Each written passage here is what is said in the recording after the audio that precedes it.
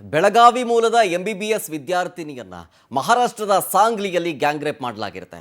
ಈ gang rape ವಿಚಾರಕ್ಕೆ ಸಂಬಂಧಪಟ್ಟಂತೆ ಆರೋಪಿಗಳನ್ನು ಅರೆಸ್ಟ್ ಮಾಡಲಾಗಿದೆ. ಮಹಾರಾಷ್ಟ್ರದ ಸಾಂಗ್ಲಿಯಲ್ಲಿ ಸಾಮೂಹಿಕ ಅತ್ಯಾಚಾರ ಆಗಿರುತ್ತೆ ಬೆಳಗಾವಿ ಮೂಲದ MBBS ವಿದ್ಯಾರ್ಥಿನಿಯ ಮೇಲೆ. ಆಕ್ಚುಲ್ ಆಗಿ ಆಗಿದ್ದೇನು ಅಂತಂದ್ರೆ ಮೇ 20ನೇ ತಾರೀಕು ಸ್ನೇಹಿತರ ಜೊತೆಗೆ ರಾತ್ರಿ ಸಿನಿಮಾ ನೋಡಿ ಬರ್ತಾ ಇರುವಂತ ಸಂದರ್ಭದಲ್ಲಿ ಸ್ನೇಹಿತರ ಫ್ಲಾಟ್ಗೆ ಹೋಗಿರ್ತಾಳೆ ಆ ಯುವತಿ.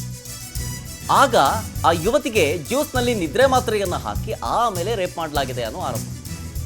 ಇದೆಲ್ಲ ಗೊತ್ತಾಗಿದ್ದು ಆಕೆ ಬೆಳಗ್ಗೆ ಎದ್ದ ಮೇಲೆ. ಬೆಳಗ್ಗೆ ಎದ್ದ ಬಳಿಕ ಸಾಮೂಹಿಕ ಅತ್ಯಾಚಾರ ಆಗಿರೋದು ಬೆಳಕಿಗೆ ಬಂದಿದೆ. ಬೆಳಗಾವಿ ಮೂಲದ MBBS ವಿದ್ಯಾರ್ಥಿನಿ ಮೇಲೆ ಆಗಿರುವಂಥ ಗ್ಯಾಂಗ್ ರೇಪ್ ಇದು. ಅದಕ್ಕೆ ನೋಡಿ ಮಾಡಿ ಸ್ನೇಹ ಮಾಡ್ರಪ್ಪ ಅಂತ ಹೇಳೋದು ಇದಕ್ಕೇನೆ.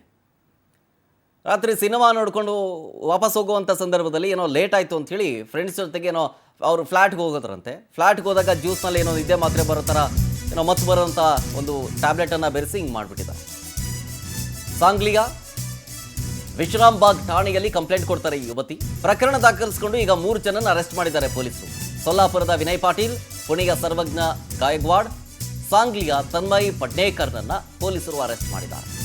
ಆರೋಪಿಗಳನ್ನು 6 ದಿನ ಪೊಲೀಸ್ ಕಸ್ಟಡಿಗೆ ಕೊಟ್ಟಿದೆ ಕೋರ್ಟು. ವಿಶ್ರಾಮ್ ಬಾಗ್ ಪೊಲೀಸ್ ಠಾಣೆಯಲ್ಲಿ ಈ ಸಂಬಂಧ ಪ್ರಕರಣ ಕೂಡ ದಾಖಲಾಗಿದೆ.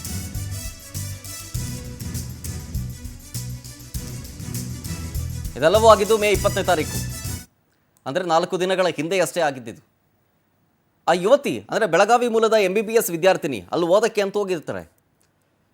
ಸೊ ಅವತ್ತು ಸಿನಿಮಾ ನೋಡಿಬಿಟ್ಟು ವಾಪಸ್ ಬರುವಂಥ ಸಂದರ್ಭದಲ್ಲಿ ಫ್ರೆಂಡ್ ಫ್ಲ್ಯಾಟ್ನಲ್ಲೇ ಸ್ಟೇ ಆಗೋಣ ಅಂಥೇಳಿ ಡಿಸೈಡ್ ಮಾಡ್ತಾರೆ. 20ನೇ ತಾರೀಕು ಅಂದರೆ ಮಂಗಳವಾರ, ಮೇ 20ನೇ ತಾರೀಕು ಮಂಗಳವಾರ ಸಿನಿಮಾ ನೋಡಿ ವಾಪಸ್ ಬರಬೇಕಾದ್ರೆ ಸ್ನೇಹಿತರ ಫ್ಲ್ಯಾಟ್ಗೆ ಹೋಗಿರ್ತಾರೆ ಈ ಯುವತಿ. ಆ ಯುವತಿಗೆ ಜ್ಯೂಸ್ ಕೊಡೋ ನೆಪದಲ್ಲಿ ಆ ಜ್ಯೂಸ್ನಲ್ಲಿ ನಿದ್ರೆ ಮಾತ್ರೆ ಹಾಕಿ ಆಮೇಲೆ ಸಾಮೂಹಿಕವಾಗಿ ಅತ್ಯಾಚಾರ ಮಾಡಿದ್ದಾರೆ ಅಂತ. ಇದೆಲ್ಲವೂ ಗೊತ್ತಾಗಿದ್ದು ಆ ಯುವತಿ ಬೆಳಗ್ಗೆ ಎದ್ದ ಮೇಲೆ. ಎದ್ದ ತಕ್ಷಣ ಸೀದಾ ಪೊಲೀಸ್ ಠಾಣೆಯ ಮೆಟ್ಟಿಲಿರ್ತಾರೆ. ಸಾಂಗ್ಲಿಯ ವಿಶ್ರಾಮ್ಬಾಗ್ ಠಾಣೆಗೆ ಹೋಗಿ ಆ ಯುವತಿ ಕಂಪ್ಲೇಂಟ್ ಕೊಡ್ತಾರೆ, ಹಿಂಗಾಗಿದೆ ಅಂತ. ಕಂಪ್ಲೇಂಟ್ ಕೊಟ್ಟ ಬಳಿಕವೇ ಸೊಲ್ಲಾಪುರದ ವಿನಯ್ ಪಾಟೀಲ್ ಅಂತ, ಜೊತೆಗೆ ಪುಣೆಯ ಸರ್ವಜ್ಞ ಗಾಯಕ್ವಾಡ್ ಹಾಗೆ ಸಾಂಗ್ಲಿಯ ತನ್ಮಯ್ ಪಡ್ನೇಕರ್ ಇವರನ್ನು ಅರೆಸ್ಟ್ ಮಾಡಲಾಗಿದೆ. ಈಗ 6 ದಿನಗಳ ಕಾಲ ಪೊಲೀಸ್ ಕಸ್ಟಡಿಗೆ ಕೊಟ್ಟಿದೆ ಕೋರ್ಟು. ವಿಚಾರಣೆಯ ಹಂತದಲ್ಲಿದೆ ಈ ಕೇಸ್.